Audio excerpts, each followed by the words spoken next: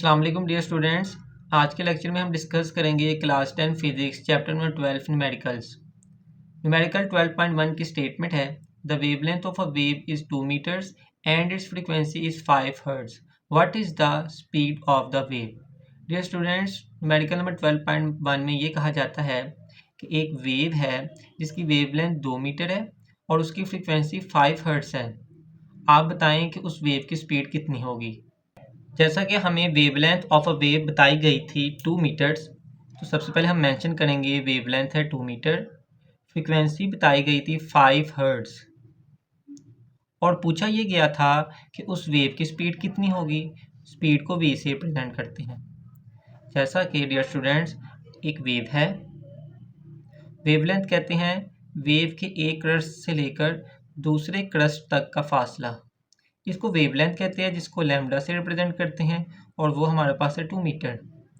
Frequency का मतलब होता है नंबर ऑफ वाइब्रेशंस, मींस एक सेकंड के अंदर ये वेव 5 टाइम वाइब्रेट करती है। अब इस वेव की स्पीड क्या होगी वो हमारा असल टारगेट है।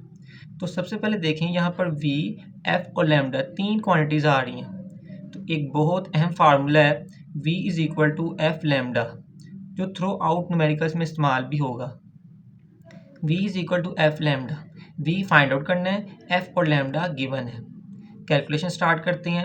v एज इट इज़ रहेगा, f की वैल्यू है 5 और लैम्डा की वैल्यू है 2। मल्टीप्लाई करेंगे 5 इंटू 2 10 आंसर आएगा। अब डियर स्टूडेंट्स, फ्रीक्वेंसी का यूनिट्स होता है हर्ट्स और लैम्डा होता है मीटर्स में, तो यूनिट फाइनल हर्ट्स मीटर आना चाहिए।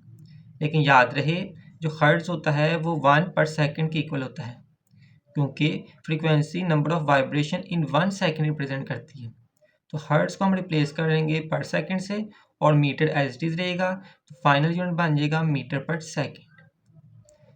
ये इस न्यूमेरिकल का फाइनल सोल्यूशन होगा। नेक्स्ट स्टूडेंट्स, न्यूमेरिकल नंबर 12.2 की स्टेटमेंट है a wave travels at a speed of 300 metre per second and has a wavelength of 3 metres, calculate its frequency. Dear students, इस numerical की स्टेटमेंट में ये कहा गया है एक वेव है जो कि इतनी स्पीड से चलती है और उसकी वेवलेंथ है 3 मीटर, तो बताएं उसकी फ्रीक्वेंसी क्या होगी। सॉल्यूशन स्टार्ट करते हैं। सबसे पहले वेवलेंथ ऑफ वेव गिवन थी जिसे हम लैम्डा से प्रेजेंट करेंगे, इसकी वैल्यू है 3 मीटर। वेव की स्पीड हमें बताई हुई थी 300 मीटर पर सेकंड। फाइंड हमने करनी है वेव की फ्रीक्वेंसी, जिसको एफ से रिप्रेजेंट करते हैं। जैसा कि बताया गया कि एक वेव है जिसकी वेवलेंथ मीन्स एक क्रस्ट से लेकर दूसरे क्रस्ट तक का फासला, जिसको लैम्डा से प्रेजेंट करते हैं, वो 3 मीटर है। वेव खुद 300 मीटर पर सेकंड से मूव कर रही है, तो बताएं इसकी फ्रीक्वेंसी क्या होगी। अगेन लैम्डा, v और f इस्तेमाल हो रहा है, वही formula v is equal to F lambda use होगा। इस दफ़ा डियर स्टूडेंट्स हमने f की वैल्यू फाइंड आउट करनी है। v इधर ही रहेगा, लैम्डा नीचे आके डिवाइड हो जाएगा और f फाइंड आउट हो जाएगा। v की वैल्यू गिवन है 300, v की जगह आ जाएगा 300 और लैम्डा की जगह आ जाएगा 3। कैलकुलेशन करेंगे मज़ीद। 3 के टेबल में 300 आएगा 100 से, तो फ्रीक्वेंसी की वैल्यू आ जाएगी 100 और फ्रीक्वेंसी का यूनिट्स होता है हर्ट्ज। तो ये इस मेडिकल का फाइनल सोल्यूशन होगा। Student, medical number 12.3 a sound wave has a frequency of 250 hertz and a speed of 340 metre per second, find its wavelength. Dear students, इस न्यूमेरिकल की स्टेटमेंट में बताया गया है कि एक साउंड वेव है जो कि 340 मीटर पर सेकंड से मूव करती है और फ्रीक्वेंसी है 250 हर्ट्ज साउंड वेव की। तो बताएं उस साउंड वेव की वेवलेंथ क्या होगी। फ्रीक्वेंसी ऑफ वेव गिवन है 250 हर्ट्ज। वेव की स्पीड v से रिप्रेजेंट करते हैं, इसकी वैल्यू है 340 मीटर पर सेकंड। हमने वेव की वेवलेंथ फाइंड करनी है, लैम्डा की वैल्यू। अगेन डियर स्टूडेंट्स, तीन क्वांटिटीज यूज हो रही है, फार्मूला लगेगा v is equal to F lambda. हमने लैम्डा फाइंड आउट करना है, f नीचे आके डिवाइड हो जाएगा।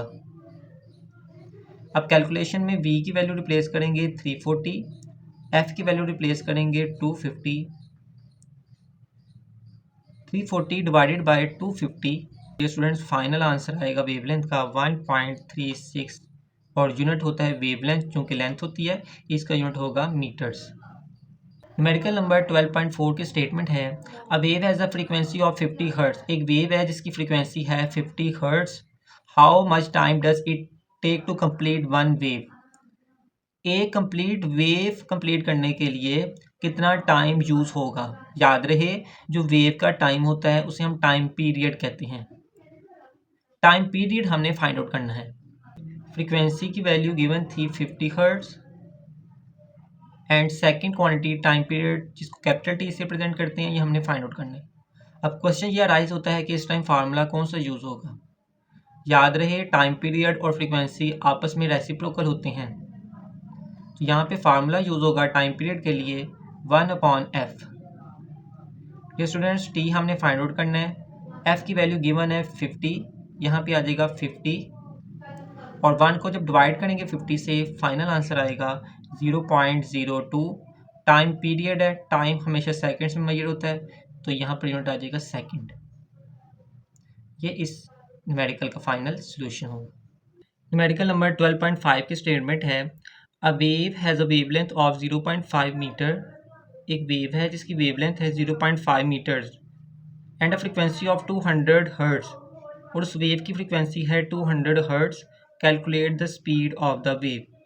हमने वेव की स्पीड फाइंड आउट करनी है। पहले वेव की वेवलेंथ बताई हुई थी हमें 0.5 metres, frequency of wave 200 hertz, find करनी थी वेव की स्पीड, इसे हम v से प्रेजेंट करते हैं।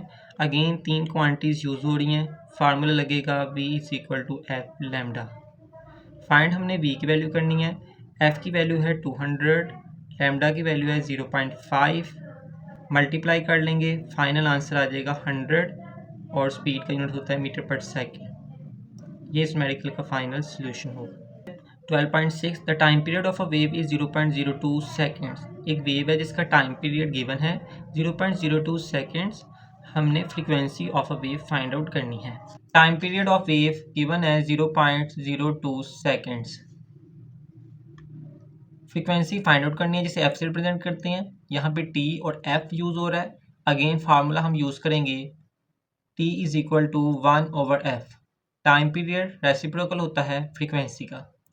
हमने यहाँ पे फ्रीक्वेंसी की वैल्यू फाइंड आउट करनी है। डिवाइड हो रही फ्रीक्वेंसी उधर जाके मल्टीप्लाई हो जाएगी और t1 के नीचे आके डिवाइड हो जाएगा। फाइनल फार्मूला बनेगा f is equal to 1/t। तो स्टूडेंट्स f की वैल्यू फाइंड करनी है, t डिवाइड हो जाएगा 0.02 और फाइनल आंसर आ जाएगा 50 हर्ट्ज।